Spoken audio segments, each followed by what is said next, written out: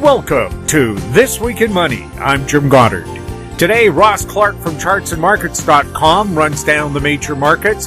How are they reacting to the U.S. presidential election? And what are gold and the U.S. dollar doing? He also has a special offer for our listeners. Martin Armstrong from ArmstrongEconomics.com examines the impact of the COVID narrative on the world economy. Is it designed to wipe out small business and leave all financial decisions and power in the hands of a few? Market historian Bob Hoye takes a look at whether we're getting the real numbers on unemployment and the economy in the U.S. He also takes a stand against authoritarian governments and answers listener questions. Plus, at the end of the show, we'll have company showcase updates from American Manganese CEO Larry Reaugh and Aben Resources President Jim Pettit. We'll talk to Ross Clark right after this. Engineer Gold Mines is focused on the exploration and development of the historic high-grade Engineer Gold Mine situated 32 kilometers southwest of Atlin, British Columbia. Engineer Gold Mines is fully permitted for surface and underground exploration with the drill program now underway. Engineer Gold Mines Limited trades on the TSX Venture Exchange, symbol EAU. For more information, please visit us at engineergoldmines.com.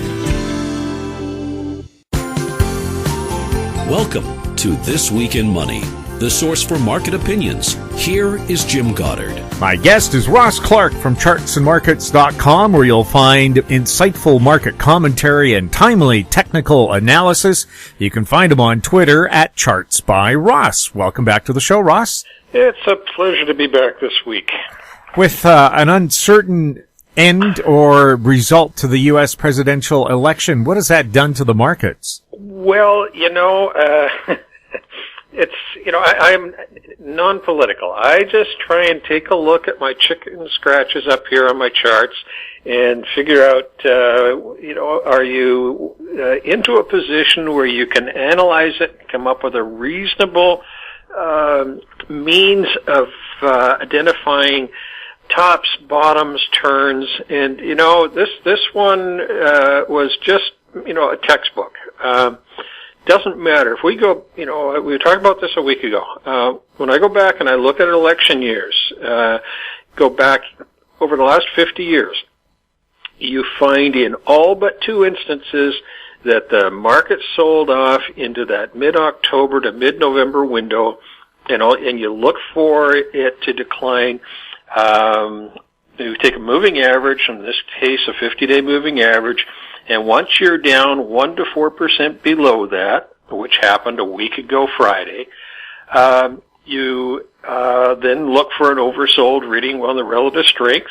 We got that beautifully on that Friday afternoon, and then you just wait for the upside reversal. And when we went back and did the homework on it, the catalyst point was a 2% move off the low, and that would get you on board nice and early in the reversal without having to pick a bottom. It's actually more identifying the turn. And depending upon the index, whether you look at Monday or Tuesday, the Dow, S&P, and NASDAQ all made that reversal before we had any idea of how the election was going to turn out and whether there was a blue wave or not. And, by Tuesday's close, the indices made the appropriate turn. And by the time we got into Thursday, Friday, these things are all up an additional 5 to 7%. So, that's for the last month or so, there really wasn't much to write home about. We were kind of looking for the low, and I'm just happy the way it did fall into place here. So as we now look forward, the probability is that you will have an upside bias through until the first quarter. It may run away like it did in 2016, but not necessarily. I would suspect you've got more of a trading range with a bit of an upside bias to it. And we will be looking probably 5 weeks from now as we get into the period in December for a nice low to then get our Santa Claus rally. So we'll just keep to the technicals, and they can decide who the U.S. president's going to be and what's going to happen with Congress and the Senate as we finally get out into January. But for now, let's just look and be opportunists along the way. What's going on with gold and silver? Well, if you take a look at it, you've got gold, silver, and the dollar, all one big package here. The metals got down into just perfect support areas, close to double bottoming at 10 days ago against the lows that we had seen in late September. So gold got down to 1866. Support area was right down at 1855. We didn't want to see that violated, so that was a good point. Silver was down and testing its September low, and the modeling that we have, we've been looking at these big explosive tops, the exhaustion moves to the upside that happened in 2011, that happened in 06, happened in 1987, where you got those vertical moves, and then you got these broad consolidations. And in the consolidation phase, the spot that we were at a week ago was where you should have been down and testing support, and this week is about where you would be expecting to see a breakout. Well, we've got that. We ended up with gold getting up now into the 1950s, and silver has a pretty decent run. We're at 25.86 to close off the week. And if I take a look at the time windows in these things, there's a bit of cyclicality to it. It's now 64 days since the metals topped, and in those previous three examples I just mentioned, the top of this run, which I think will be a fairly significant high in terms of time and price, that comes into play 69 to 80 days after the initial high. So we're probably looking at somewhere between 1 and 3 weeks, possibility still on the upside bias here. But price-wise, silver, I've got some very significant resistance up around the 28 and a quarter level. I'll be surprised if we have more than 1 or 2 closes above that. I think it's going to be pretty important resistance. And because we've turned nicely off the bottom here, and it made it a small breakout, if you look at this last period since September, you've got that double bottom. We've managed to close above the best close during that period. So 28.20, 25.20, is going to be pretty much a line in the sand for us in terms of the key support. You don't have to be looking back to the lows we had 10 days ago. It's much tighter now that it's started to turn the corner. So if we have a bit of a pause and then go up and test that 20 level, and maybe do that, as I say, within the next week to 3 weeks, and have some trouble up there, I think then you can end up back down to put in a seasonal low, and that would be maybe in December, all playing out nicely. From there, we'll be looking for a seasonal rally that takes us through in the first quarter. But for now, small upside bias, and key support at 25.20. And on the other side of the coin, U.S. dollar index is testing its lows of the year, so you've got a possible double bottom in here. And of note, if the precious metals were really strong here, they would already be up and testing the highs. Just the inverse of what you're seeing where the dollar is back testing its lows. So the weakness of the dollar, you're not seeing the proportionate rally in the precious metals, which is I think, a bit of a negative in here if we want to read into that. Ross, you have a special offer for our listeners? Yes, we had 25% off for annual subscriptions, and we were having that through this week of the election. That will then be through Sunday the 8th.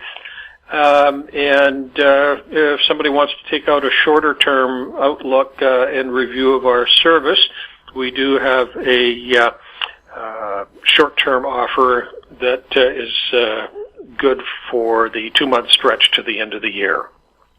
Ross, thank you so much for being on This Week in Money. Thank you, Jim.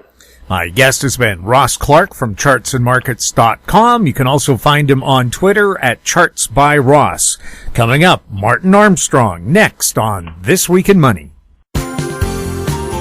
Always consult your investment professional before making any investment decision. Value from success, growth in discovery. Golden Arrow Resources is a well-funded gold-copper exploration company with proven management and prospective properties in Chile, Argentina, and Paraguay. Golden Arrow trades on the Toronto Venture Exchange, symbol GRG, on Frankfurt, symbol G6A, and the OTCQB, symbol GARWF. For more information, visit us at goldenarrowresources.com or call Sean at 778-686-0135. This Week in Money is archived online at talkdigitalnetwork.com.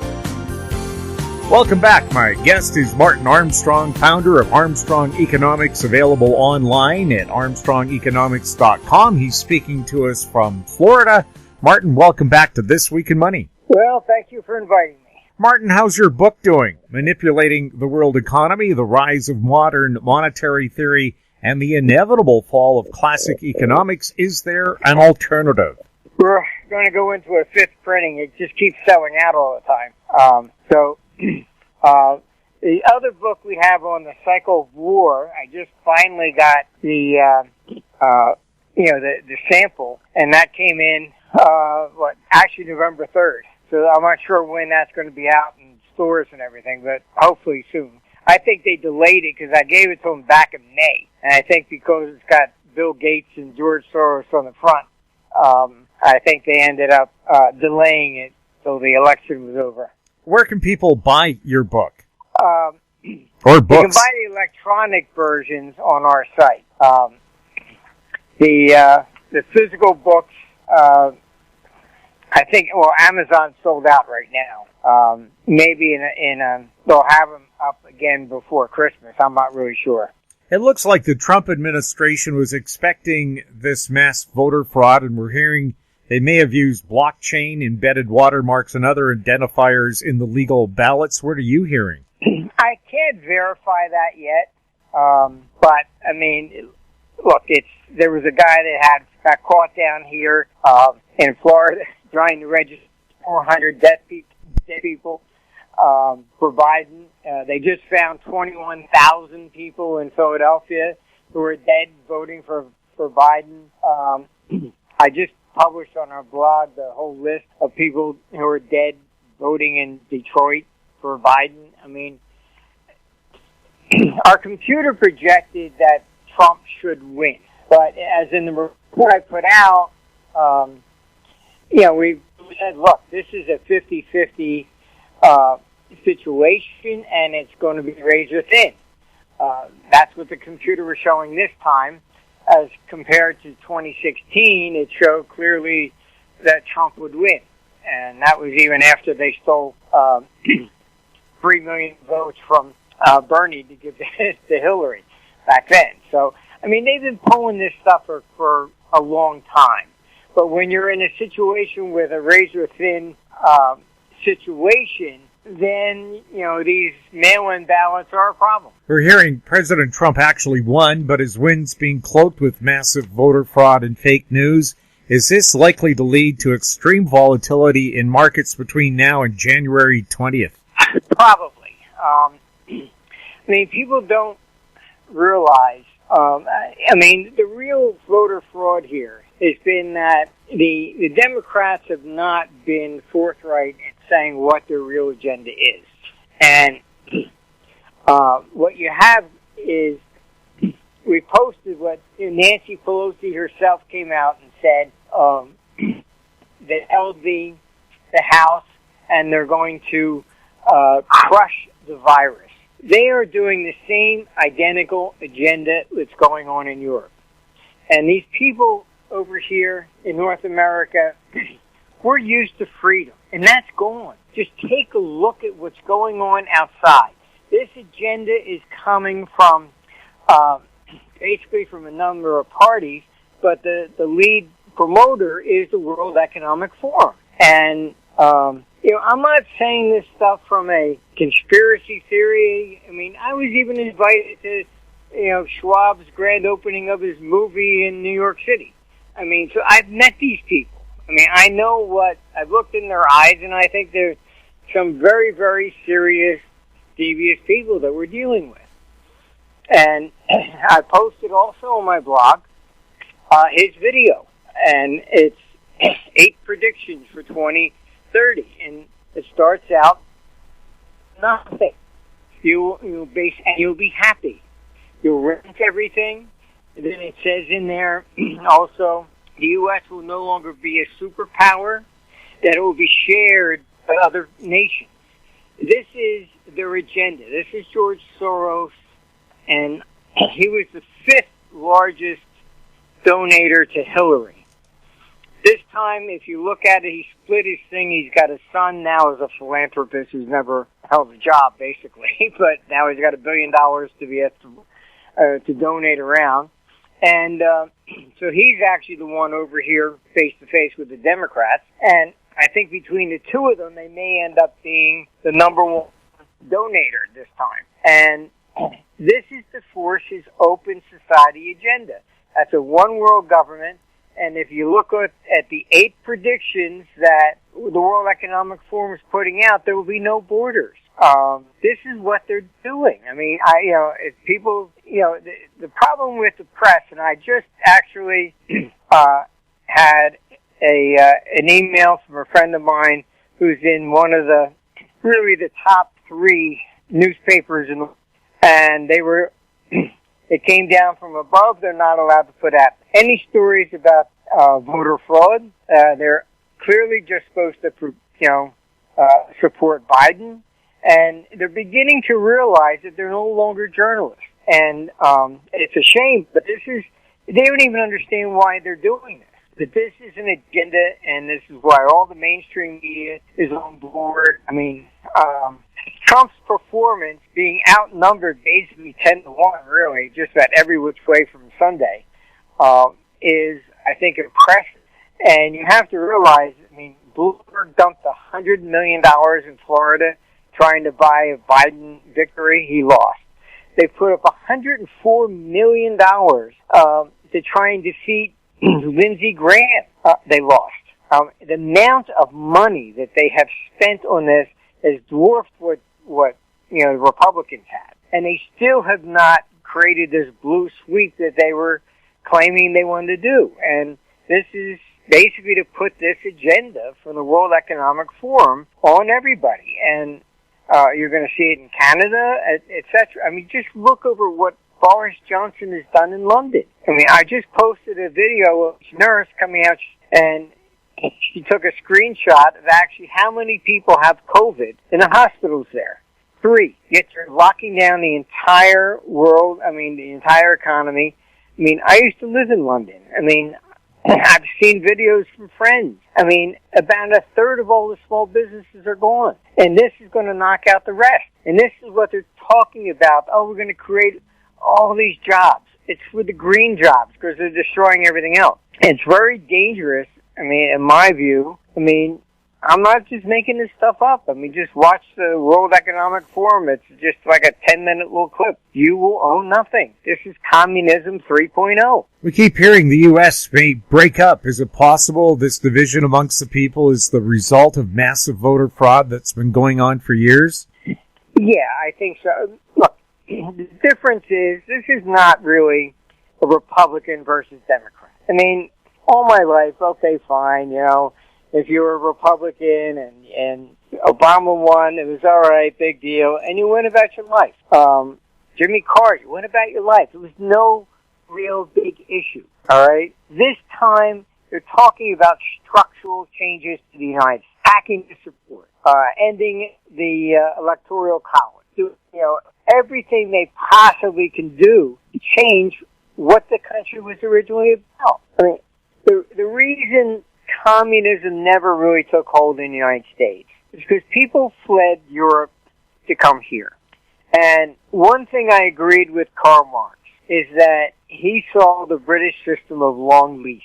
You could never buy your house. You leased it for 100 years. So you could never create wealth and leave it to your family. So people fled to North America so they could actually own property. So America became the land of opportunity. So it wasn't that they were the poor, illiterate and suppressed by the bourgeoisie and all this other kind of nonsense, because everybody felt, hey, I can actually make money and become a millionaire if I wanted to be. It was the land of opportunity, where in Europe, you couldn't even buy a house and leave it to your children. So it's a completely different atmosphere. And that's why communism has never really taken off in North America. They've tried to sell socialism, but when they do that, they're also still using the Marxist thing. Oh, you poor person, you've been oppressed, etc. Here's some money because you're an oppressed and you can't be equal with anybody else. That's really what the message is. You have people, they're told they can't improve because they're a certain color or whatever. And that is very detrimental. But this is what they preach, basically. And rather than saying, hey, they take the opposite approach. What does Socrates see ahead for the Dow? Normally, after an 11-year rally, you would see a 2-year decline into 2022. With all this political chaos, and it's still moving, pressing higher, it can do what we call a cycle inversion. And you have to understand the real danger of what the Democrats represent. They have already put in legislation hoping to get that passed, that basically will eliminate the physical paper money we have and move to a digital currency.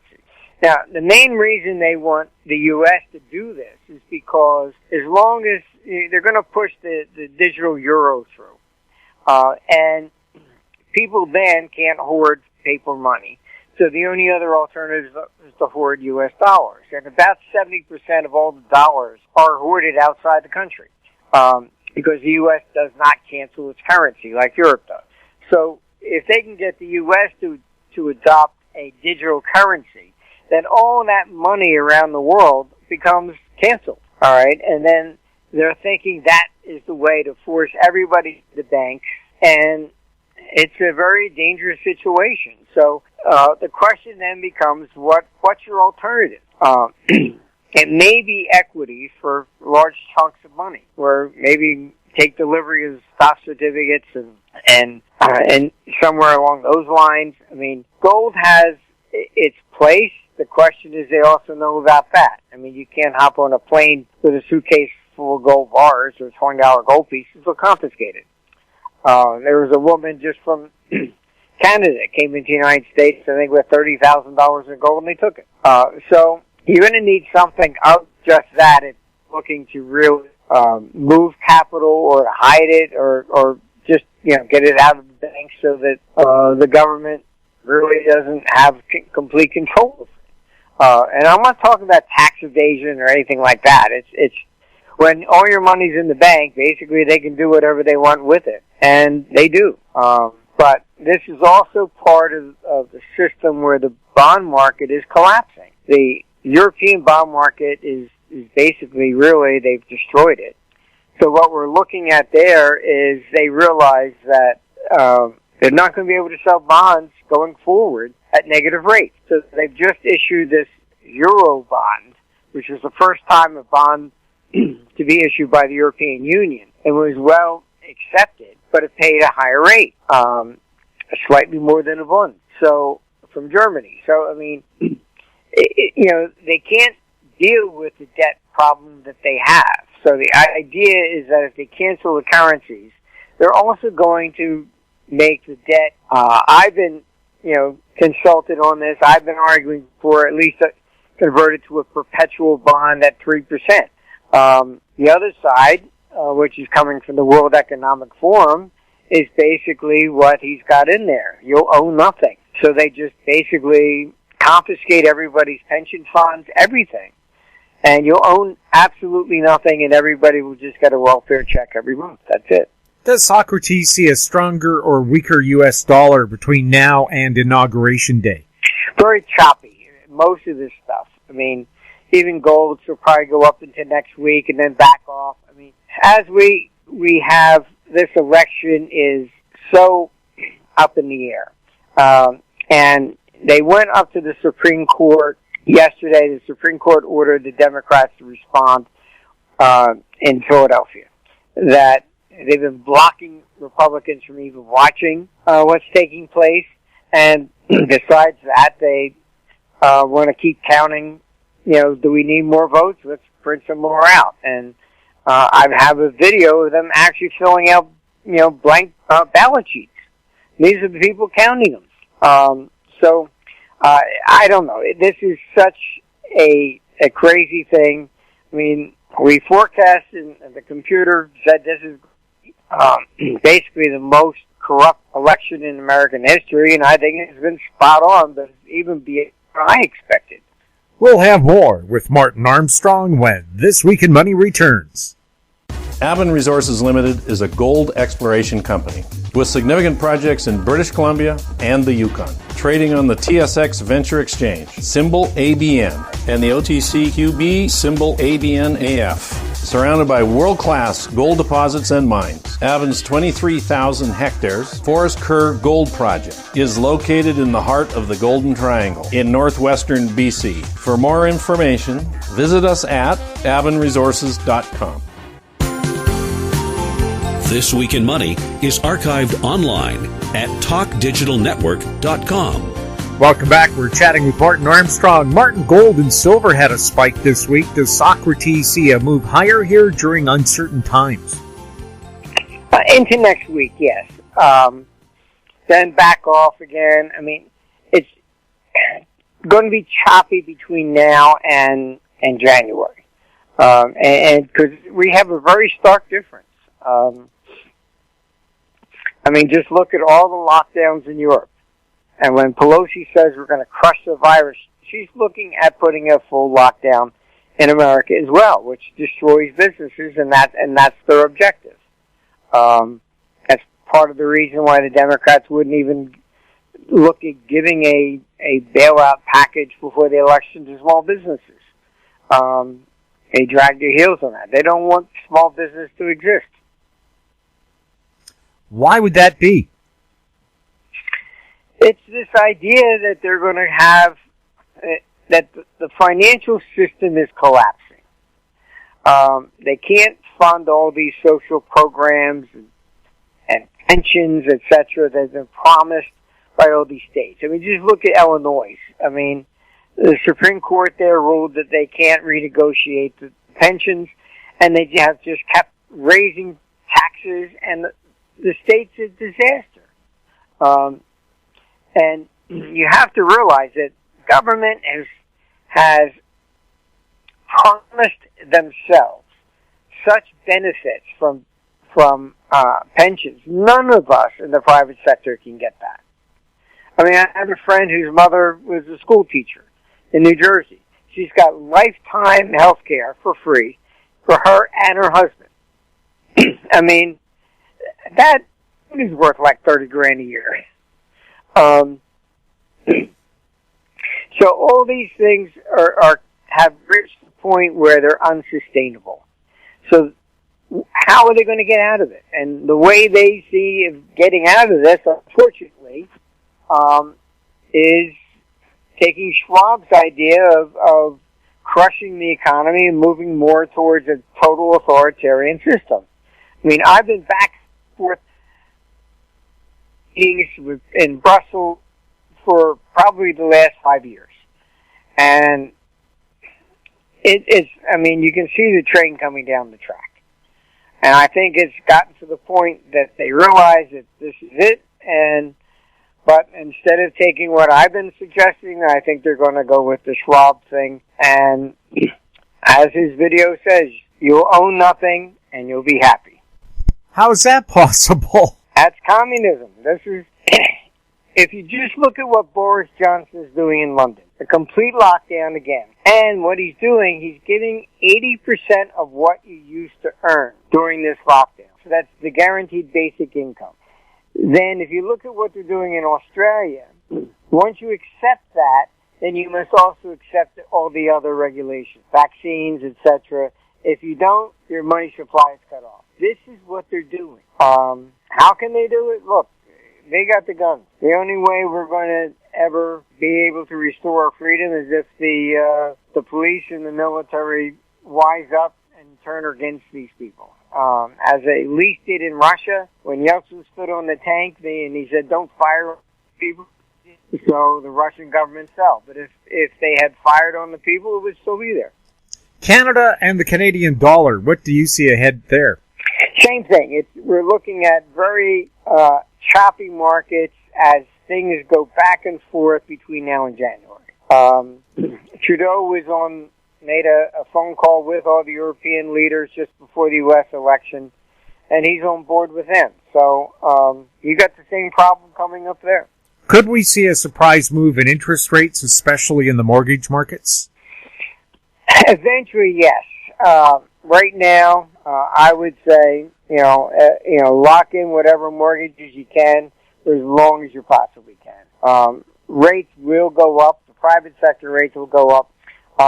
But, once again, they're looking at eliminating all debts and taking over, so you won't own your home, the government will own it. You won't have any debts to pay, so you'll be happy as Schwab says. Are junior gold and silver stocks heading into a seasonal low? Perhaps. I mean, I think everything is in a state of flux going into January.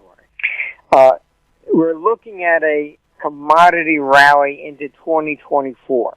And this is also primarily, I would say, in the agricultural side, because these lockdowns have reduced our food supply, and now you have Europe, banning all fertilizers, etc. Even the U.S. has come out and warned that they're going to thrust the world into famine. We already have food riots starting in Africa. So I mean, I think gold is going to hold up through this transition, which is probably into 2032. But the only problem with it is how aggressive do these people come to go after it? What is the Great Reset, and is President Trump the only world leader willing to stop it? Right now, yes. This Great Reset is basically destroying the energy sectors that we have, all fossil fuels. They want to end this. That's part of this lockdown stuff. That if you look at even New York City, only 8% of the people ever went back to office. I know, brokers working for, banks and Merrill Lynch and different places, they all work from home now.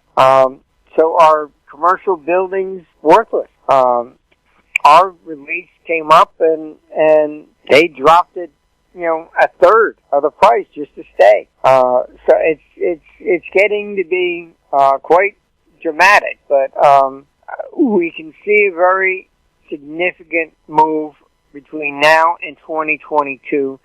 A lot of volatility over the next 2 years.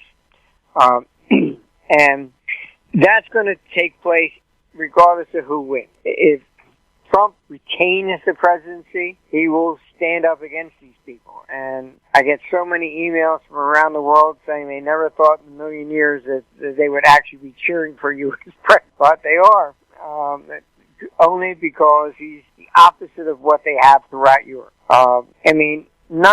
Just go to, I know that a lot of people just believe this stuff about climate change, etc. Go to NASA's site and just Google it. What is the component structure of the atmosphere? CO2, right on their site, it's 0.0407%. This is what the entire world is so afraid of. It's just amazing. I think it's propaganda. Climate has always changed for millions of years. We've had ice ages, warming periods, etc., long before there were soccer moms driving, their cars and the kids around. I mean, this is kind of absurd. And in the 70s, they were talking about the exact opposite. The front pages of Newsweek magazine were going into an ice age. So these things move back and forth, and the energy output of the sun, they've determined from the ice core samples. It beats like your heart. It has a 300-year cycle between maximum and minimum. And they're not entirely sure why, but during solar minimums, which we're heading into, that's when you get more volcanoes and earthquakes. They think it's because the output of the sun changes. It increases in gamma rays during that period, and gamma rays are like X-rays. They go into the planet, and they think maybe that might be one of the causes why these volcanoes and earthquakes start happening. That's just a theory. Nobody really knows. But to say that climate is changing entirely because of human activity is absurd. I mean, climate has always been changing for millions of years. And if it wasn't, we'd still be in an ice age. And governments rise and fall. And if that wasn't true, we'd still all be speaking Babylonian. So, I mean, cycles exist in everything. I've always said, how can carbon taxes control solar output, the Earth's orbit, and volcanoes, the three biggest factors in climate? Look, it's the biggest periods for severe climate change have been with volcanoes. The 565 event, AD, wiped out millions and millions of people in over there in Byzantium. You have the year without a summer, where it was snowing in New York City in July in 1814 or 1816. I mean, these things, when these volcanoes go up, they throw so much ash into the sky that creates what they call a volcanic winter. And then crops fail, famine takes place. Because famine is taking place, people are malnutrition, and then what happens is then they get sick. What is the new normal, and who's pushing it? The new normal, I mean, I don't know. These people are clearly this nonsense of masks and social distancing. People say, oh, come on, whatever.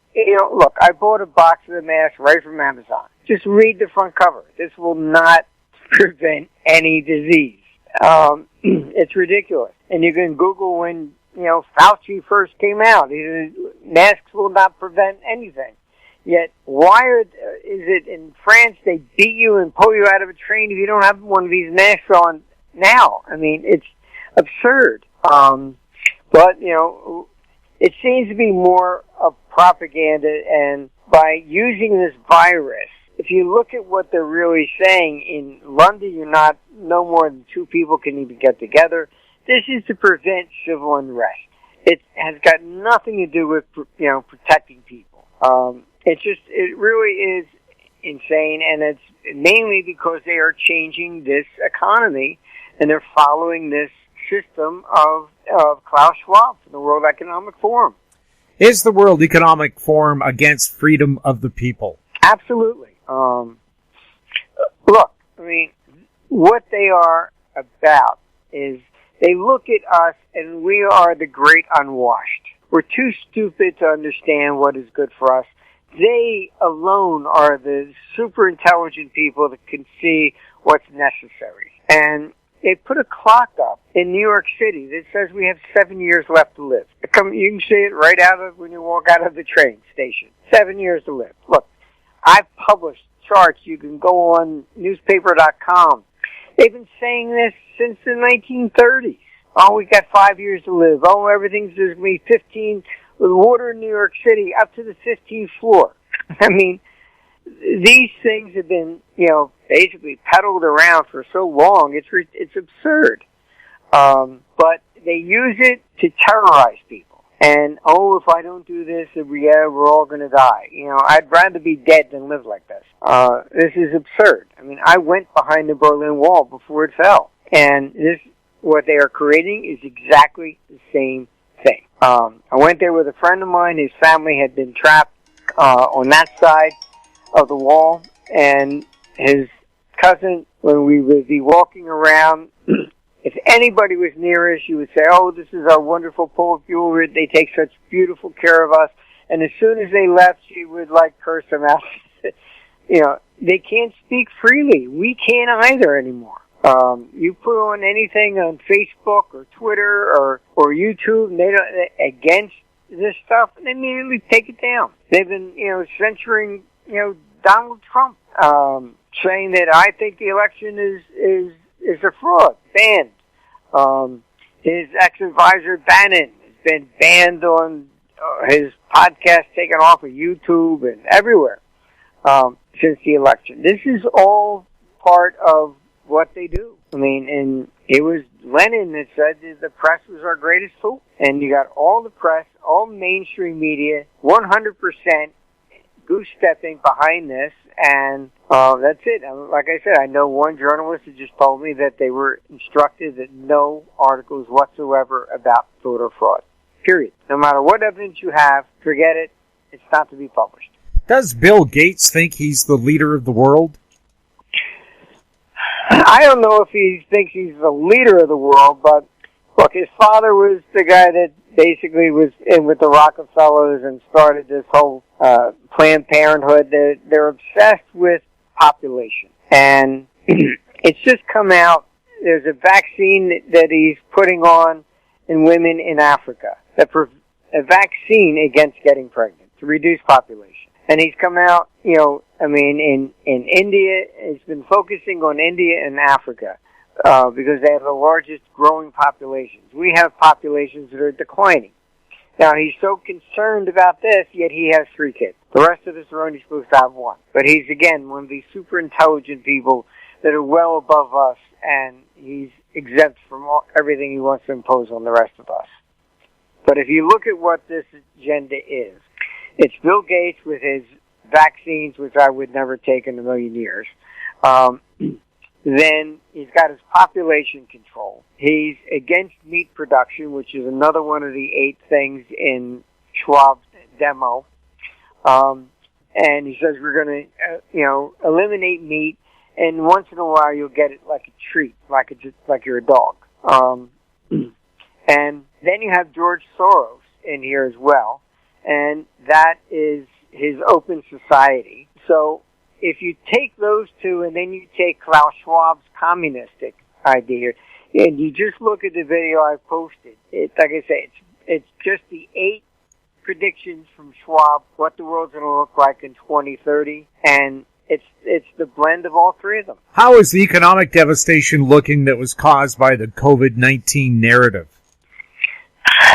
From what we're showing, at least a third of the world economy has contracted.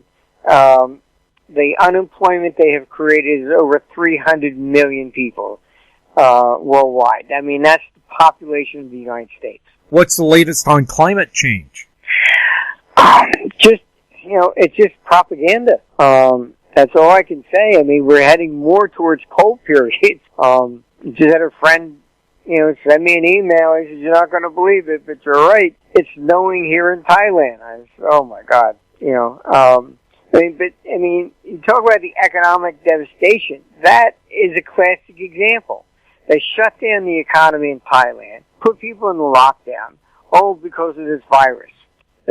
Out of 69 million population, 58 people died. That was it. They have destroyed their economy. They're starting to rise civil unrest. People are starving. There's been food lines running for half a mile because most of these people don't have social benefits or whatever. They work. All right, it was a tourism area, and you cut off all tourism. The border between Canada and the U.S. has been closed for months. We hear the Trudeau government's trying to ban more and more guns and now is looking at having the military propagandize the people. Should Canadians be concerned? Look, this is what they do. Their power is dependent upon the police and the military. Like I said about Russia, when the military would not support the government and would not shoot on the people, then the government fails. As long as the military supports the government, then they can do whatever they want. It's basically, the example comes from the Nika revolt in Byzantium. And what that was about was the same thing. They were uprising against the emperor. He was about to flee the city. It got that bad. The police would not protect him. All right, so there was an army outside, which were not Greeks. They were from a different part of the empire. His wife said, bring them in. They came in. They massacred over 40,000 people because they didn't like Greeks and they weren't Greeks. So if you have an army that is not dependent upon local people, no problem. And that's been a thing from how to control populations 101. What are the signs of creeping communism, and are these signs popping up in Canada and across the world? Yes, this is, like I cannot stress more than just watch Klaus Schwab's World Economic Forum, 8 predictions for 2030. So it's not a conspiracy theory. Immediately they want to say, you're engaging in conspiracy theory, so they don't have to answer anything. It's a very nice little catch-all thing. Everybody's a conspiracy theorist, so we don't have to really own up to any of the things that people are saying. But these are their own words. They're not mine. And when he gets in there and says, you will own nothing and you'll be happy, because they're going to basically eliminate all private property and debt. So you'll be happy because you won't owe any debt. And you'll get 80% of what you made, and you be a good boy and stay in your house. And they basically are also against religion, etc. It's the same communistic thing that you saw in Russia. It's not much different. How tough is it for Canadians to emigrate to the U.S.?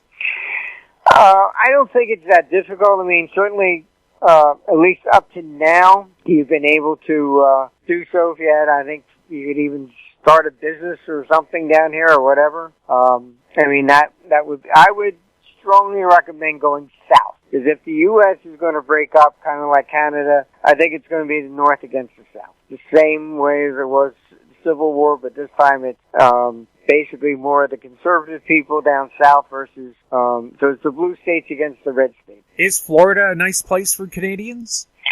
A lot of them come down here. I see Ottawa tags all the time. But yeah, I would say Florida tends to be, I think, better than Texas, in my opinion. But I mean, those are the 2 main states that people have been migrating to, not just from Canada, but from all over. You get net people leaving Connecticut, New Jersey, Pennsylvania, California, Illinois. You just look at the rental things you rent it from, Avis or something to rent a van to leave California is 3 times the price as one to go back. Crisis equals opportunity. Do you see opportunities on the horizon? Yes. I mean, I think that getting the trend correctly, and I would say largely if one of the simple things I suppose to look at is if the Dow were to make new highs next year, then it will continue to rise up into 2022. If we do not make a new high in the Dow and the Russell 2000, then we still have a risk of going down into 2022 and then go completely nuts up into 2024. I would be more concerned if Biden is in. I mean, he's definitely going to try and push the same things from Europe on the U.S., but I think that's only going to cause civil unrest and movements to separate. Real estate sales and prices have had a sudden spike higher. What has caused this, and is it likely to last? Yes, most of that is the shift that you see. Property in urban centers is collapsing in price, and you're seeing that people, I mean, even like from New York, going out to the Hamptons or New Jersey, I mean, areas where my family lives up in New Jersey, people put a house up on the market for $1 million, and people come in and say, "I'll give you $1 million too, just to buy it." So it's interesting, but it's more of the flight from the urban to the suburban, and then you have basically flights from other areas to the south, like in Florida, etc. I mean, there was a house going up behind me, which I said, well, okay, I got to run over. I got a business meeting I got to do. When I come back, I'll put a bid in on it. I thought for my family, get them to move down here. Within a week and a half, it was sold already. I mean, it was like, what? I mean, it's just going so fast. It's quite amazing. But it's people just fleeing up north dramatically. What's the latest on China? The real issue here is that you have to look at what Biden even said. He said he wants to rejoin the UN to force China to comply with their agenda. And then you also see in Schwab's little, forecast to 2030, U.S. will no longer be a superpower. It will be shared by a number of countries at the UN. So they intend to use the power of the United States to try and force, for climate change, etc., China and Russia. China will be the financial capital of the world, after 2032. They are these guys, led by Schwab and his idea of communism. Computer shows are not going to survive. I mean, they're destroying the economy, and you have to understand they're academics. So they've never really had any practical experience, and they think they can crush the economy, bring it down to zero, and then rebuild it by government directives and legislation. And they think it will take 6 months to a year. They really do. They have no appreciation for what it takes to build an economy. These small businesses that some of are generations being passed down, they have no respect for it. Zero. We had an interview with John Rappaport removed from YouTube, although it's still available on our website. Have you been a victim of internet censorship? Yeah, I mean, I try not to put anything on YouTube that's about the coronavirus, because I know that it's going to stop everything. But people were sharing some of our stuff on LinkedIn, Facebook, and within the last 3 months, they're saying that if they share some particular post we have, it's immediately taken off their site. What the hell happened with Boris Johnson? Honestly, I have worked with politicians for about 40 years. And this is the essence of politics. I could never get them to do anything proactive. All right? I was part of the attempt in the 90s to try and reform Social Security. I was asked how do you set that up to turn it into a wealth fund, and Democrats wouldn't sign on. They said, oh, well, when we get back into power, we want to change the fund managers. I said, this has got nothing to do with who they voted for and who has the best track record. And they would not agree to that. So Social Security reform never took place. When I tell them, look, if we don't do this, the debt's going to go completely crazy, they ignore it. So the way it is like I've said before. I mean, if I wanted to run for president and I said, vote for me because I saved your job, you're going to look at me and say, well, how do I know I would have even lost it? All right? It's much better you lose your job. Then I say, vote for me, I'll get the guy that did it. They love crisis. And I've noticed this over the years, and that's my conclusion. All right? So now take that and apply it to what's going on. They're doing this because people might die. There's more people dying under lockdown because they're not getting medical care or anything else. They don't care.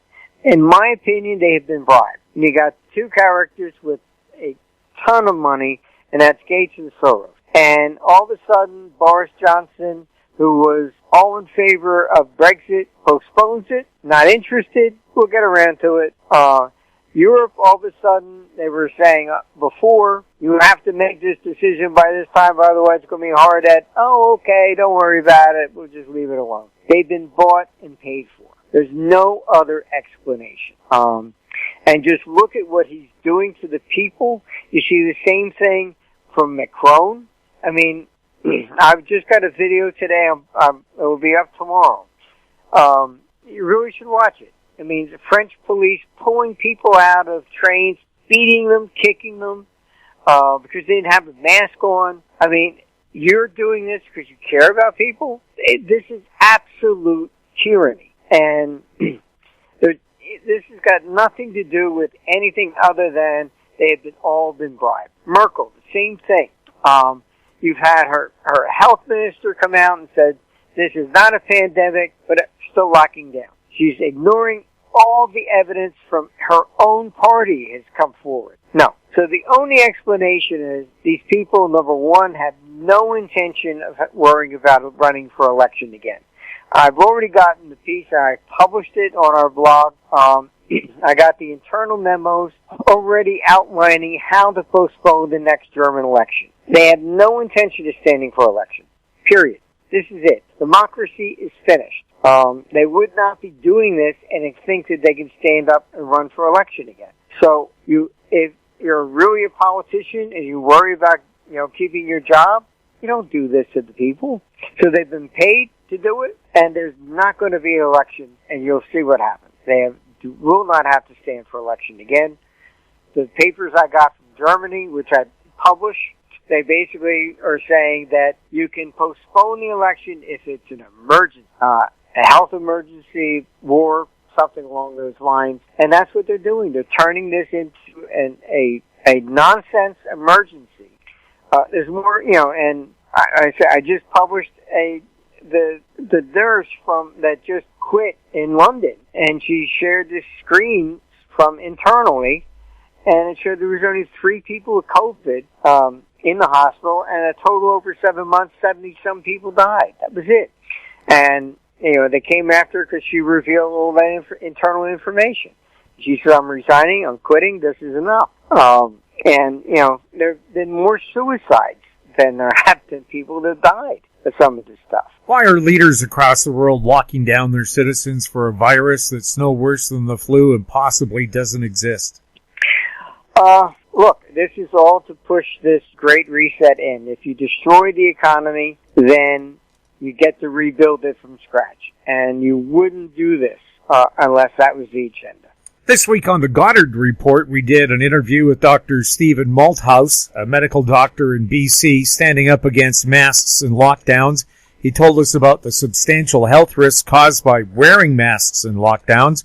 How do people put an end to this kind of authoritarian rule? Well, typically, you have some sort of a revolution. But you usually have, if we look at the fall of the Roman Empire as an example, you had a very short period during the 3rd century there where you had some 20-some emperors, people revolting. So you start to end up, then you had one group of army against another, etc. So we could see that, but we do have to understand how this does take place. Shakespeare's famous line, the first thing we do is kill all the lawyers, is from such a revolution. But the lawyers were not lawyers as we would think of it. They were, the only person that had a lawyer was the king, and they were prosecutors. So that's the face of the government, the prosecutors, the police, etc. So that's what happens when the people are basically in charge and they rise up against those forces. So the real key, as I said, as in Ukraine, where they began to see that Yanukovych was bringing in Russians to oppress people, then the local police turned up, defended the people against Yanukovych, and he fell. So that's what you really need. You need the police to say, okay, fine, I'm going to defend the people and not this tyranny coming from the government, regardless if it's up in Canada or if it's from Washington, D.C. Do you have anything nice to say about the mainstream media? Zero. I've never seen it. This is exactly what Lenin said. They've become a tool.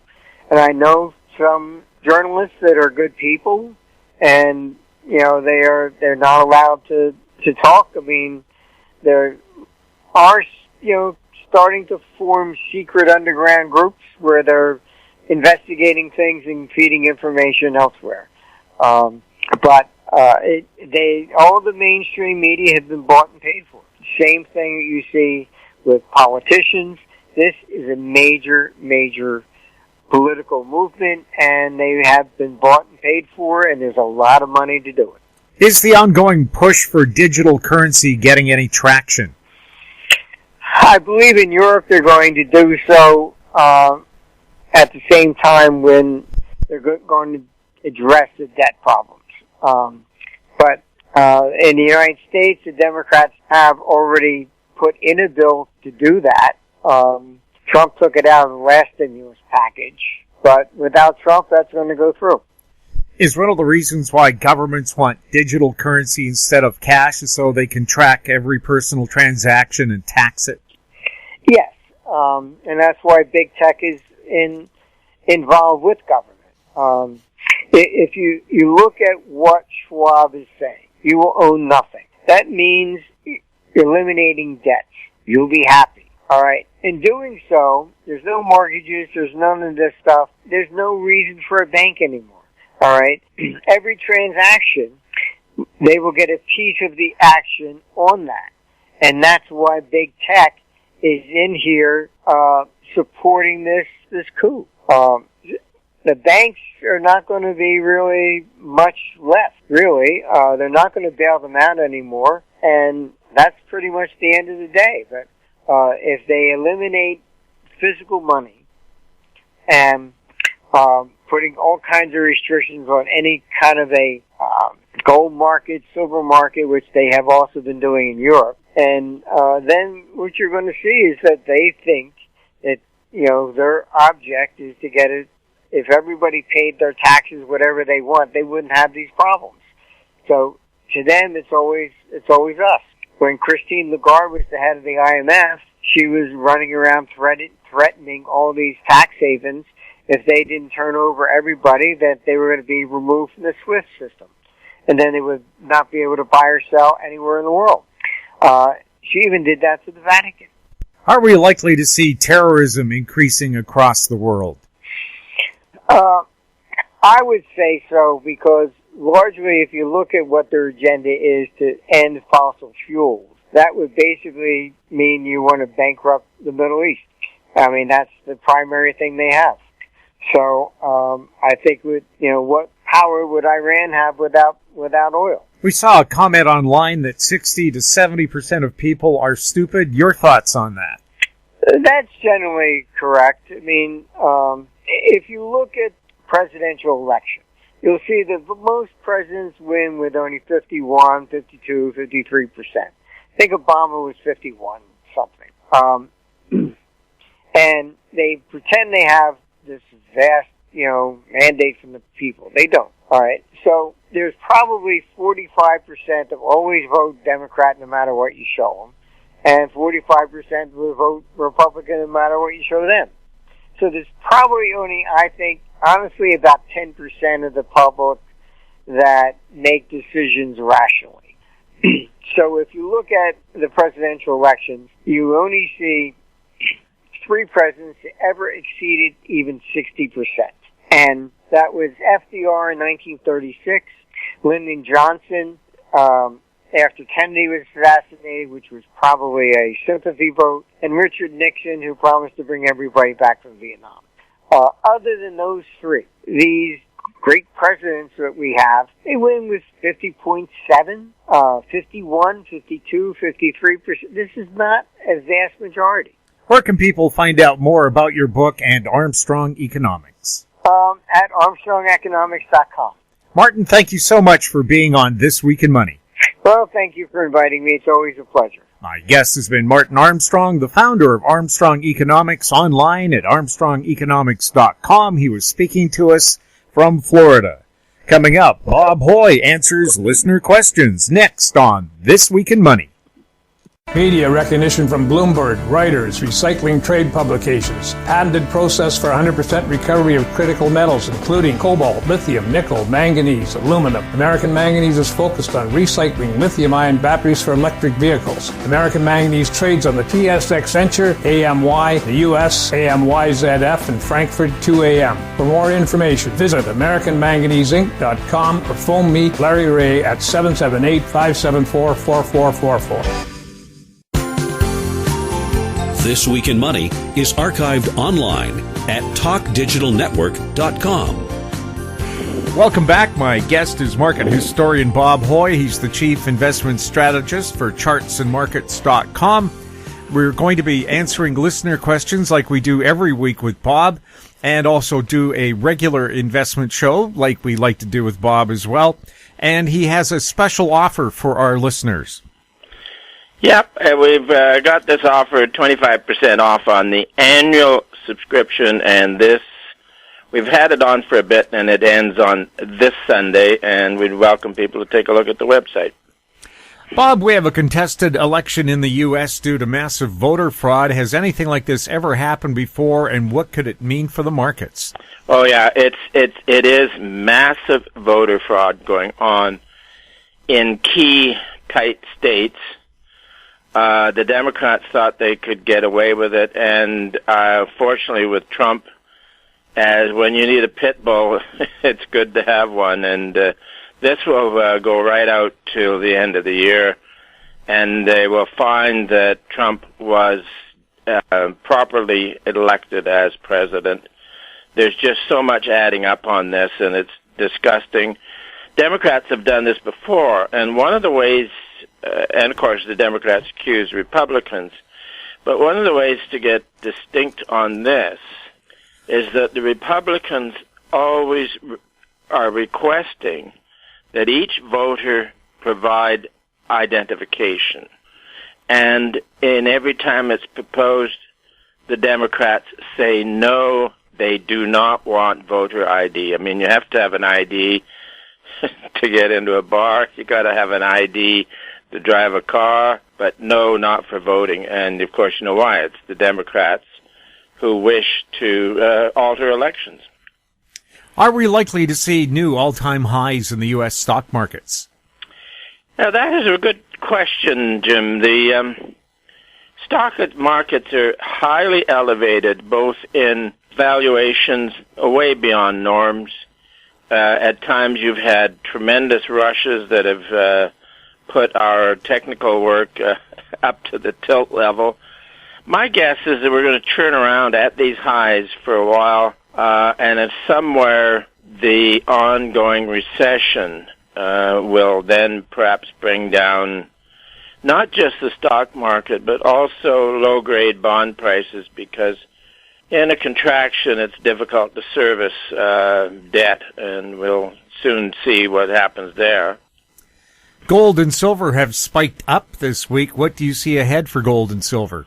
Oh, yeah, we really like the gold sector, and our work is different on this one. We work with the real price of gold, where you deflate it by the consumer price index in the senior currency, which is still the U.S. dollar.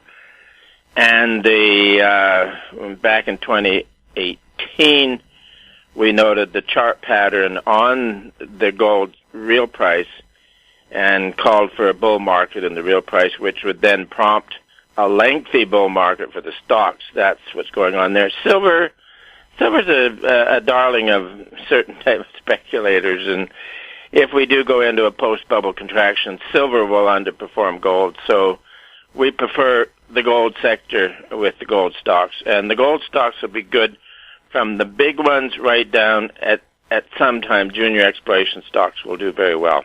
The U.S. dollar's been pulling back. What do you see ahead for the U.S. buck? Yeah, the dollar's getting stormed with the political storm that's going on. But it is sort of oversold.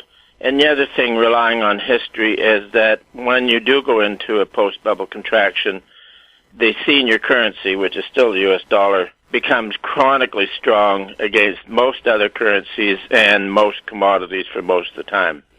Are the junior gold and silver stocks following their normal seasonalities? Yeah, seasonality, I haven't had that one for a long time, Jim. But I've been on the street for a long time. I was as a geophysicist in exploration work, and I really like field work. And what you have here, and it's the old Vancouver Stock Exchange, where metal prices could decline into late in the year, and also ages ago, you couldn't work in the field in the wintertime because most of the exploration bets were in BC.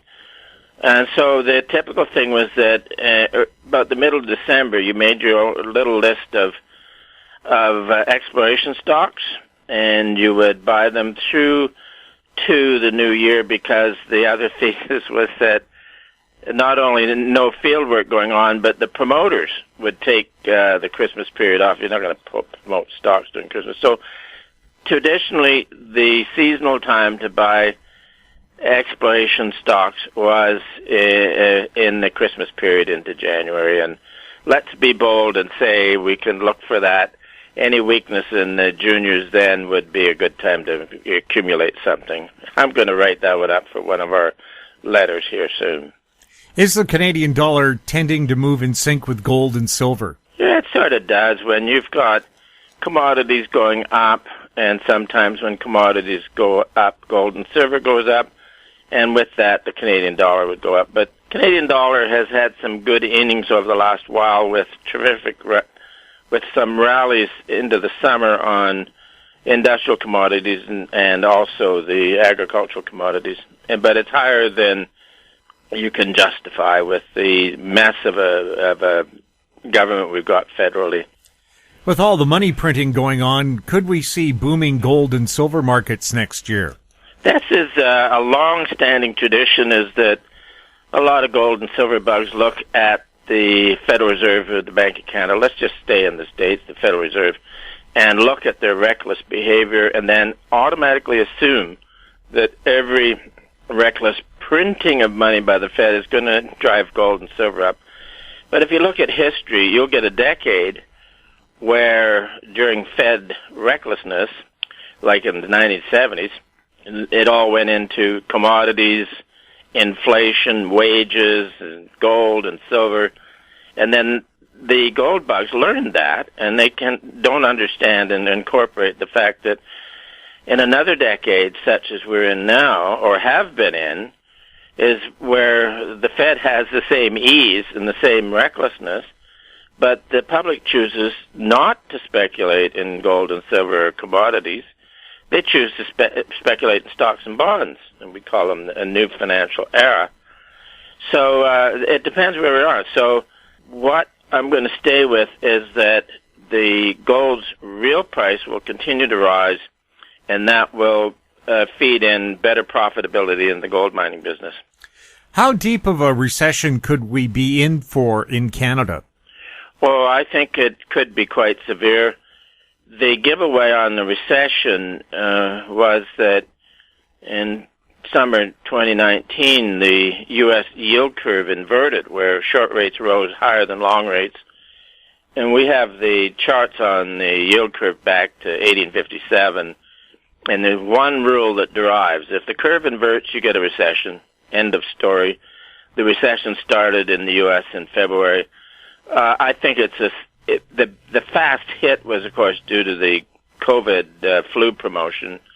But I think we are in a recession, and it would likely continue. Crisis equals opportunity. Do you see opportunities on the horizon? Oh, yeah. But also there's a way of identifying them, Jim. If you're in a down market and you're thinking valuations are pretty good and some stock prices are dropping, it's the old question, how do you catch a falling knife? It's kind of dangerous.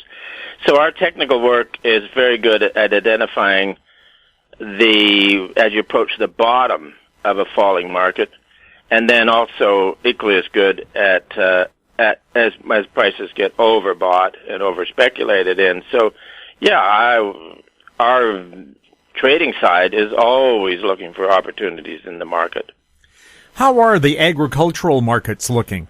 Oh, my God. For years, they were just dreadful. I know A few years ago, I tried to make a call on the bottom, but it kept bottoming. And then earlier this year on the low, my colleague Ross Clark came up with the buy on the agriculturals, and they have had a really good rally. My actual reason for getting bullish on the agriculturals a few years ago, or trying to find some bullishness in the chart, was that the North American growing season was narrowing with, later frost in the fall, in the spring, affecting planting, and then also earlier snows in the fall affecting harvesting. And this is working out, but it wasn't until the last 6 months that you had a terrific rally out of the sector, and it became kind of overbought. So we think that the party in agricultural commodities is going to take a rest for a while.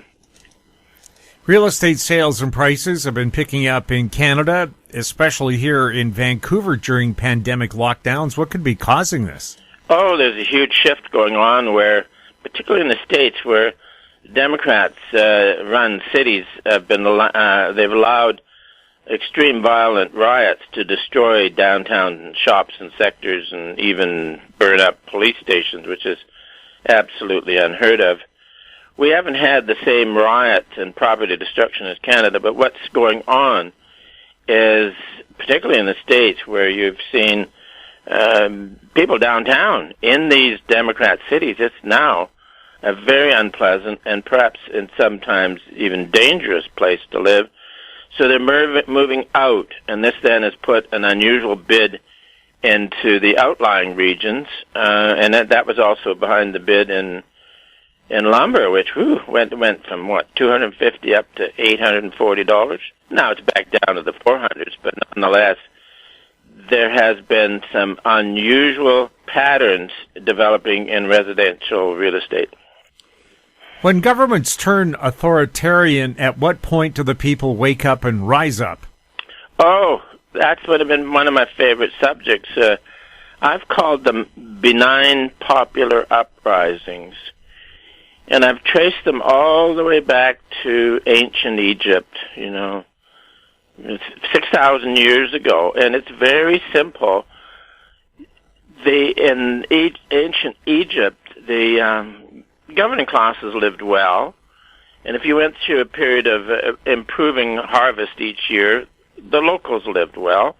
But then you'd go through a period of poor harvest, in which case not only hardship but famine. Of course, the governments continued to live well, continued to promise that under their management everything would be well. But the key in ancient Egypt was that the palace guards protecting the governing classes with their spears, they were not of the governing classes, they were of the people. And when the hardship for the people became severe, push came to shove, the palace guards would lay down their spears, and then you'd go into interregnum, and the distribution of grains and food became more democratic. And then, of course, I read about that in papers that were published in the mid-1970s, so that by the time you got to 1989, when countries behind the Iron Curtain, where the locals were getting fed up, had enough, and they then brought down the Berlin Wall, which was symbolic of bringing down communism. But the problem is that all of those communists and socialists shifted over to environmentalism, and more recently climate stuff, and even more recently they turned a severe flu into an incredible means of shutting down the economy. So this is now enough. And the mechanism has been that people look at how well the governing classes are living. They look at the promises, and then they look at their own hardships and say, enough. So I think a benign popular uprising, another one, is underway, and I'm confident that it'll work out, because you take in East Germany in 1989, the locals there faced down a murderous police state that had used guns and tanks against previous uprisings. So I'm positive on popular uprisings. Are governments in the process of destroying societies? Oh, yeah. Each country has gone authoritarian in its own way. And as we noted, those ambitious in government, which includes the whole apparatus of government, let's call them the bureaucrats, they enjoy the exercise of power. And the process is when you control, freedom goes out and prosperity goes out. And the best example, and it's a casebook study, is Venezuela. In only 20 years, they took a very prosperous economy and through hands-on central planning absolutely destroyed the political and economics of Venezuela. It's sad to see. We asked Martin Armstrong this question earlier in the show. We saw a comment on the internet that 60 to 70% of people are stupid. Your thoughts? I haven't got any numbers on that one, Jim. Let's go back to the previous questions and my answers about a benign popular uprising. And what it is a tidal change like you get in the financial markets. All of a sudden, you have a bullish bond market will turn into a bear, just like that. So what you have here is that in an authoritarian exercise, the authoritarians have to apply the fist 24 hours a day, 7 days a week. And in the case of East Germany, in previous 4 examples, the Soviets sent in guns and tanks to put down the popular uprising, and they put them down and they murdered people. Now, then, it was November the 9th, 1989, suddenly the state lost the will to hammer the fist with the fist. At the same time, the public realized that submission, they don't have to submit to it anymore. Like that, it was a tidal change. So you can't say that 60 to 70% of the public are stupid, but you can say they're complacent. And then all of a sudden, they wake up out of their complacency, and I think this is going to happen in the U.S. going into Christmas, where Trump will prevail over the attempt at yet another coup attempt. So what I'm looking for, Jim, is a new bull market in common sense, and I think we're going to really enjoy it. We'll have listener questions answered by Bob when This Week in Money returns. Don't miss out. Stay informed. Receive the HowStreet.com weekly recap with thought-provoking podcasts, radio, and articles delivered to your inbox. Sign up for the HowStreet.com weekly recap on our homepage at HowStreet.com. This Week in Money is archived online at TalkDigitalNetwork.com. Welcome back. We're chatting with Bob Hoye, and we're answering listener questions. This question from David Mestrovic. Bob, as you know, the U.S. government said our GDP surged 33% in the third quarter. The St. Louis Federal Reserve Bank reports M2 velocity as the following. Q3 in 2020, 1.146. Q2 in 2020 was reported at 1.104. If our GDP was up by a third or $7 trillion, the M2 velocity did not reflect it. I don't think the Fed numbers are wrong. I do think our government is producing fake financial data. No wonder the unemployment data does not add up. Do you think this is part of a plan to prevent capital flight from the U.S.? Sincerely, David Mestrovic. Thanks, David. Yeah, you're covering some key things.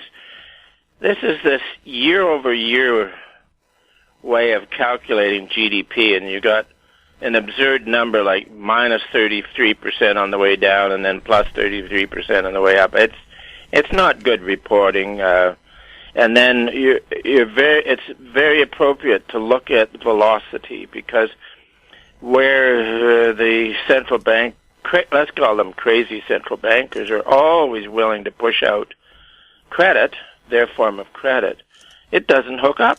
Not all the time, and then it definitely doesn't hook up to the economy.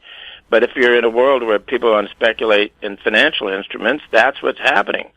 So this then, what really crosses up the theory of boosting the economy through artificial credit issuance is velocity. And that's the markets jumping on the theories of central bankers. So, yeah, you're on the right track. As to the government producing fake financial data, they've been manipulating various financial theories for as long as I can remember. And then also even unemployment numbers, they're rigged like you wouldn't believe. As a matter of fact, so bad I don't even pay any attention to them. Some bond trading desks will look at numbers as they come out, but as a plan to prevent capital flight from the U.S., that's sort of a tough one, but we do know that with the Trump reform, it made investing in the United States more attractive, and it brought capital right back into the country. And of course, if the coup, this last attempt by the Democrats on the coup, works out, you can be rest assured that they will do everything they can to destroy the economy. So we'll watch and see how it goes over the next couple of months. Our listener Michael comments, "Hi, Jim. Thanks so much to you and your guests for the great interviews. I have two questions for Bob. It looks like the S&P is forming a triple top or maybe a quadruple top if one includes the February high. This current market feels like that lofty summit reached in October 2007. Is a Santa Claus rally still possible at these peak valuations, or can we see a sharp downhill decline from here to new lows in 2021 as we saw in the late 2007 sell-off into and through 2008? Okay, let's stop at that one. Yeah, I'm thinking that the public, the new public to the stock market is remarkable. And I think as remarkable as when they discovered the stock market in the late 1960s, and that's when you spent a number of years and you had 4, maybe, just off memory, attempts to get the Dow through 1,000. But then when you take then the Dow and deflate it by the CPI, after that break, I guess 69, then it headed down, and you had about a 60% sell-off in the stock market in real terms going into the bottom in 1982. And then that was then the start of the new world of inflation and financial assets. So Santa Claus rally, I don't know. It's going to be choppy through because you're going to have an incredible political storm going on in the U.S., but you're right. The markets are high. Rallies may be limited, and the downside somewhere next year could be cyclical, but we'll have to wait until we get there. Now, there was some more of the question, was it? Yes. Also, Bob, what's happening to the U.S. dollar? I feel comfortably positioned in gold bullion and the U.S. dollar, and I'm waiting for a good pullback in the gold miners to re-add positions. But I'm worried about King Dollar. The financial media is saying that the U.S. dollar, buried under an avalanche of debt, will be the biggest casualty of the Great Reset coming soon from Davos, Switzerland. Are they right? Oh, my God, those guys at Davos, yeah. I'm going to stay with what we talked about earlier. The U.S. dollar goes into, if the contraction really comes in sometime next year, the U.S. dollar will go up. And one of the excuses you can use is that when you're in a contraction, the Federal Reserve is unable to print as freely as they used to. The other thing is where the dollar bears and the inflation bugs go on that they just can't seem to get, is that the Federal Reserve is not the only central bank that is run by PhDs in economics. As a matter of fact, I think their PhDs are specialists in currency depreciation and interest rate manipulation. So every central bank in the world is run by the same jerks.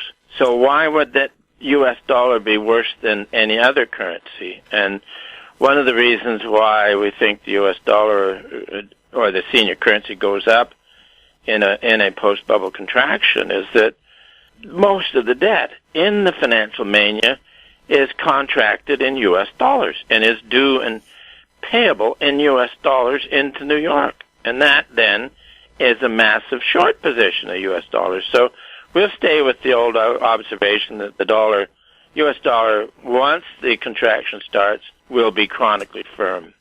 A question from Charlie. Dear Bob, I've been listening to you for well over 10 years now, and you've added so much perspective to my life. I could really use your help now with the USA looking like it's on the road towards socialism. Are there any historical examples or lessons to be learned about how long the journey takes or how soon it might be rejected? Thanks for all your insight and take care, says Charlie. Hey, Charlie, thanks a lot. Yeah, we should have a beer sometime. Anyways, this gets us into the history that I did decades ago about great experiments in authoritarian government. There have been 3 in 2,000 years. Now, I'm talking about where it occurred in the senior economy, not in banana republics. And, of course, the first one was in the 3rd century in Rome, where they went crazy, bureaucratic greed, currency depreciation, absolute utter madness, and then it just quit. It kind of fell apart.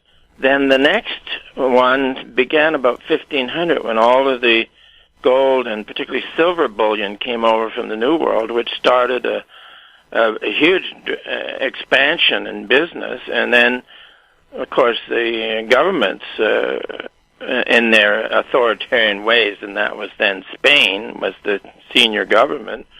And the biggest windfall of bullion in history wasn't enough. So they borrowed money and they depreciated the currency.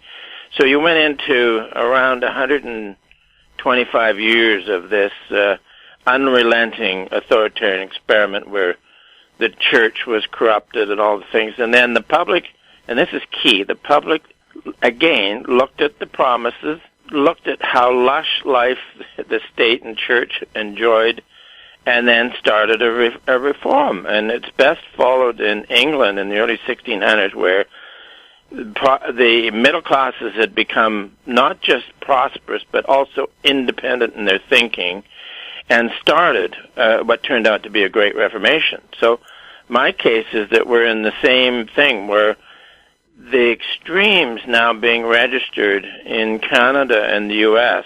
could be ending action, and it's simple.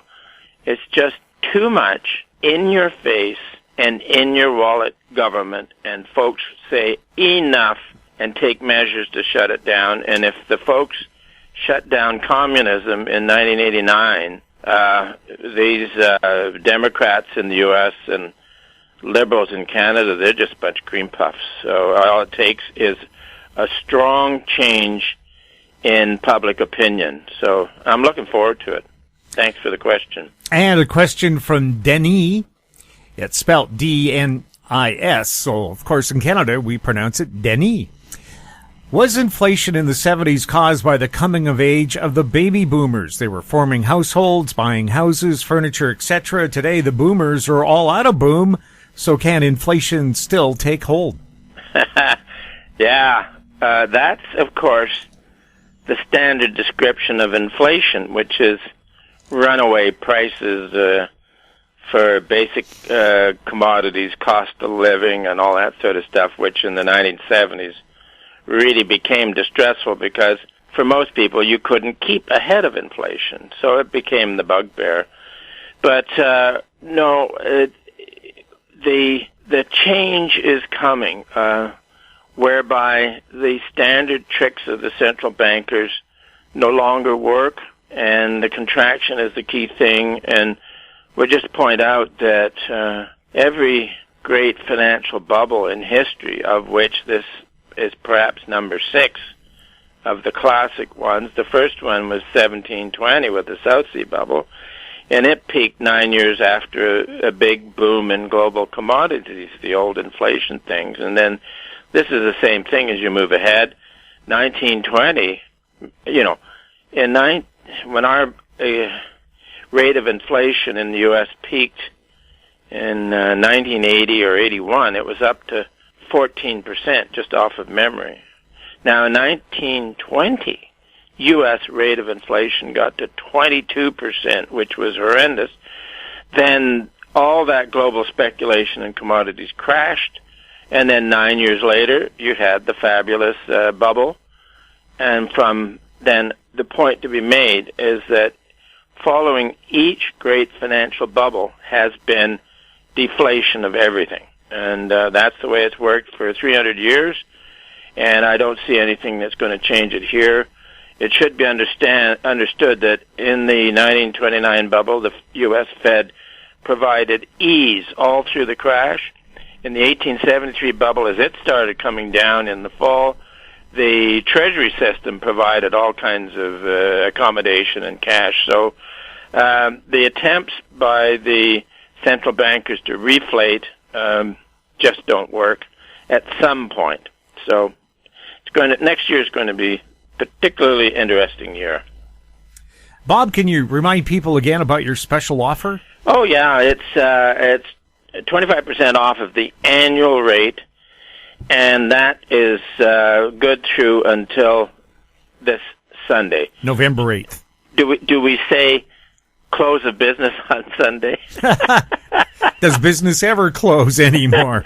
In our world, it never closes. The markets are always there. There's always something to write about, and I love it. Bob, thank you so much for being on This Week in Money. Hey, Jim, good to be with you, and look forward to next week. My guest has been market historian Bob Hoye. He's the chief investment strategist for chartsandmarkets.com. If you have any questions for Bob or any of our other guests, you can send them to info@howestreet.com. And that wraps up our show for this week. We'd like to thank our guests, Ross Clark, Martin Armstrong, and Bob Hoye. And thank you for listening. Now stand by for company showcase updates from American Manganese CEO Larry Reaugh and Aben Resources President Jim Pettit. I'm Jim Goddard. We'll be back next week with more This Week in Money. Comments made on This Week in Money are an expression of opinion only and should not be construed in any manner whatsoever as recommendations to buy or sell any financial instrument at any time. Archived online at talkdigitalnetwork.com. This Week in Money is a production of Howe Street Media Incorporated. Executive producer is Tom Allen.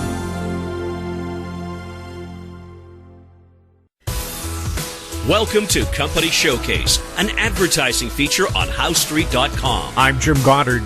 I'm speaking with Larry Reaugh, CEO and President of American Manganese. Welcome back to the show, Larry. How are you doing, Jim? We're doing great in the sunshine here in Vancouver, rare for this time in November. Larry, you had some good news out of the office today. What was it?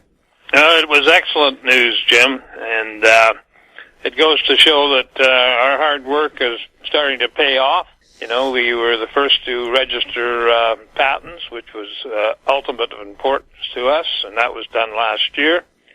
And we've been working with Tier 1 companies for, several months. And then we found out a new wrinkle in what Tier 1 companies were looking for, or battery manufacturers for that matter. And it had to do with the morphology of the particle sizes in their cathode material.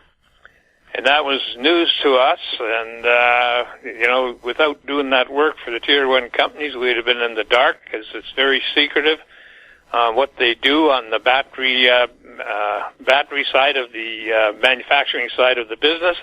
So, anyway, it tipped us off to do a complete recycling program. And we had to deal with morphology. Thankfully, Kemetco, one of their chief engineers, is also teaches at the Beijing University, had some idea of what we were looking for, and after investigation, we found an Asian company that produced those. We ordered it, and it took about 3 months to get here, but now we have it. It's a very sophisticated and very high-tech looking piece of machinery. And I would wish that we had it on our press release, but we weren't able to.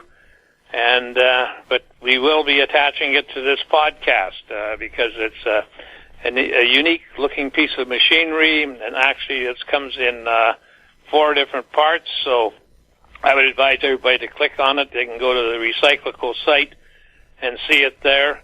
But yeah, it's exciting. I mean, there's a lot of things that we can do now. We can complete a full circuit. We can have the ambitions of being a battery supply chain, directly from the source to the end user, with the type of morphology that they need and the type of cathode that they need, and that could put us in a very enviable position. If I was a battery cathode manufacturer, I would be certainly looking at us because it saves a lot of steps. We know that there's a tremendous uptick in the price of the cathode material when you do have this morphology going on, and it's well worth going after. So it's I can't say enough about it. We have to get special training done on it. And Kemetco has got somebody going over there to get that training, and it'll probably be quarantined for a while, so it'll be a while before we can get the machine up and operating. And but it is brand new, and it is new technology, and it is patented. So we won't be trying to do patents on it. We would actually, I'm not sure. Personally, I don't know how we'd attack it. I'm sure Kemetco would be able to, and over a period of time. But seeing as it's already out there, we've got it. And this puts us into another capacity. We've always said we've had the leading edge, but we don't want to come to production with yesterday's technology. So we think we're up to date now on all the technology that's needed, not to say that we wouldn't run regular cathode material also, but certainly for the battery manufacturer directly, they're looking for, the specification of morphology on particle size and shape. So that puts us in a real enviable position, to say the least. Now, you can go to our press release. You can go to, at the podcast, you'll see the site, or you can go to recyclical.com and see it on there. And it excited me, I can tell you that. So it's something we want to talk about, but I couldn't leave this podcast without saying gold has done a tremendous job in the last couple of days. Last I looked, it was up $51, and of course that's going to have a lot to do with the inflation that's coming because of the printing of money, and that's inflationary, and so that helps us. The U.S. election is fighting back and forth. Either side wins, I think, we'll be a winner on that, and because we're in that field of green technology and stopping pollution. And in the words of stopping pollution, hydrometallurgy basically produces 2 tons of carbon dioxide per 2 tons of carbon dioxide per ton of material processed. So that is a big plus. I mean, people are really concerned about the production of carbon dioxide, and we're now able to, or have actually been able to answer that question for quite some time. So, getting back to the markets, the Dow has had a 3-day spectacular run along with the S&P and NASDAQ, and it's continued or flattened out today, but the last I looked anyway. So it's the markets are seeming to if you want to qualify the election results, it's still yes or no. I mean, it's not that the Republicans will get in. It's not that the Democrats will get in. It's basically saying the market is discounting any negativity coming from the election. So I think that's good. That's something for us to look at. And don't forget to look at the photograph of the piece of equipment that we bought, which is the Cathode Precipitation Reactor. And we'll have some attachments there that you may be interested in. So that's the highlights of the day. I was happy with the press release. And one of these days, the market will recognize and push through all this selling that we get, and we can go on to higher levels. Larry, for people new to American Manganese, what's the company all about?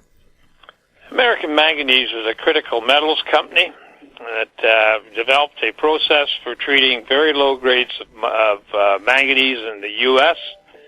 And to elaborate on that, the U.S. is totally dependent on outside sources for manganese, whether it's for steel, batteries, or for specialty metals, or the EMM. We're doing that work on the.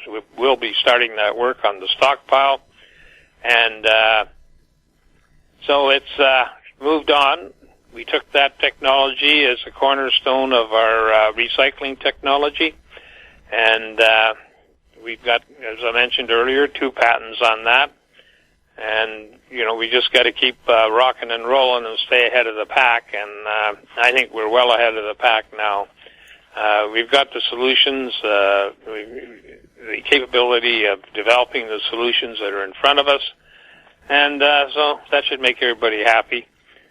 Now, we have a website out there that is packed full of information that you can do your due diligence on rather than the billboards. And it'll be more truthful and transparent. But that's the place you should go when you're checking out, doing due diligence if you're going to make a purchase on a company. And it's all there. We are traded on the Toronto Venture Exchange under the symbol AMY, and the U.S. Exchange under the symbol AMYZF, and in Frankfurt under the symbol 2AM. And you can contact the company here at 778-574-4444, or you can email me at LREAUGH@AMYMN.com. Larry, thank you so much for the update. You're welcome, Jim. My guest has been Larry Reaugh, CEO and President of American Manganese. I'm Jim Goddard. Our conversation took place on November 6th. Comments made on Company Showcase are an expression of opinion only and should not be construed in any manner whatsoever as recommendations to buy or sell any financial instrument at any time. Archived online at HowStreet.com. Company Showcase is a production of How Street Media Incorporated. Welcome to Company Showcase, an advertising feature on HowStreet.com. I'm Jim Goddard. I'm speaking with Jim Pettit, CEO and President of Aben Resources. Welcome back to the show, Jim. Thank you very much, Jim. Jim, how did the drilling season go for Aben? Well, it was probably the most challenging season we've had yet in terms of the weather and conditions up there. We started the season with putting together a COVID plan and having our guys all stay up on top of the mountain where we work instead of at the bottom of the valley by the airstrip, where we usually rent some trailers and keep them away from the local community. And, that was the biggest concern. So we built a camp up top. That was a little bit challenging as well because the weather was so bad. Couldn't get the helicopter off the ground a lot of the times. You can't get up there. And we're trying to get all the camp stuff up there. So it took a little longer then you would expect to build the camp and get that all situated. And, and that's back in August. And it was snowing every night. And then, well, we're doing it. And raining every day. Never had sunshine until the day we wrapped up for the season. And, so 3 months of just miserable weather. And eventually, it caught up to us. The costs were escalating. When we got the drill up top, it was very slow going because we were in fractured rock. We're right close to the fault lines, fault zones. And so you got to drill slow. You got to keep that drill going slow, and the guys want to go quicker, but that's how you get your bit stuck. And then you end up losing all kinds of rods and stuff. So we were going really slow, and 1,000 meters took almost 2 months to do. That was 2 holes. We had budgeted for 15 to maybe increase to 2,000, but we just shut her down at the 2 holes. The good news is we did do what we proved what we were thinking. A year ago, one of the holes we drilled, I believe it was, hole 53, FK 53, we hit a zone near the bottom of that hole that averaged about 20 meters of 1 to 1.5 grams. And that was unique because we had drilled that hole from the east side of the Nelson Creek Fault through the fault to the west side of the valley. And thinking that we weren't, there's nothing over there, but let's run a hole over and see. And traditionally, that west side of the valley was relatively barren. Anyways, when we saw that last year, we said, okay, we'll get the crews up this season and the end of last season. And they were doing some surface work, and we're coming up with tremendous samples, surface samples were, from rock outcrop, that sort of thing. High-grade gold, like 10 grams to 43 grams, that sort of thing, and even high-grade copper, 4.6% copper samples. And that's directly above that hole we drilled from the previous year.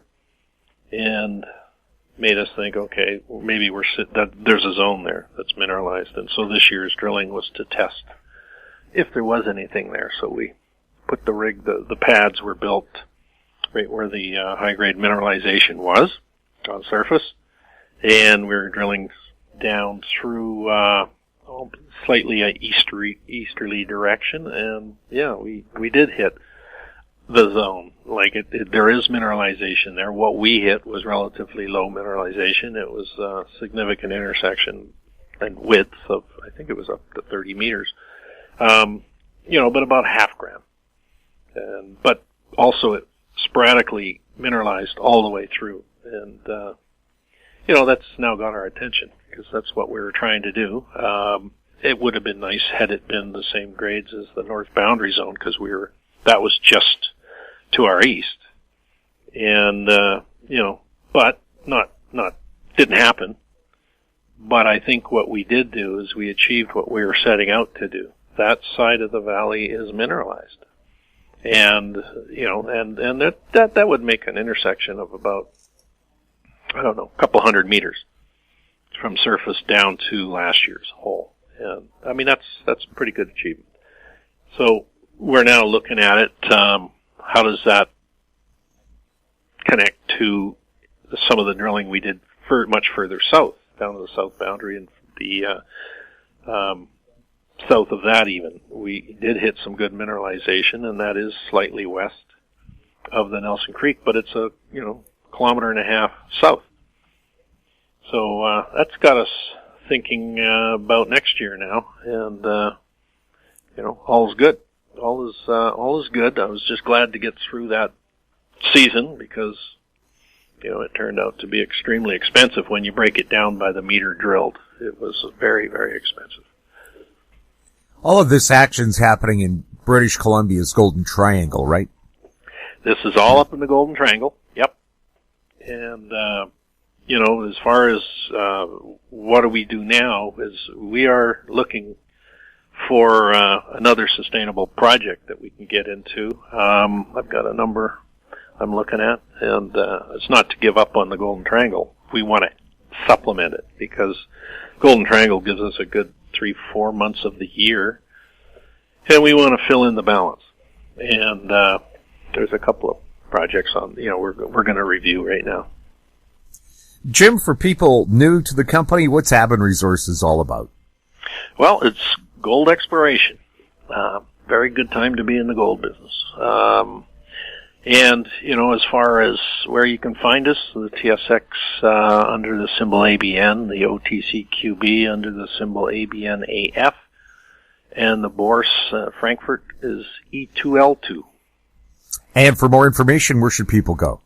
You can go to a great website at abenresources.com. Jim, thank you so much for the update, and glad you survived all the bad weather. Thank you very much. My guest has been Jim Pettit, CEO and President of Aben Resources. I'm Jim Goddard.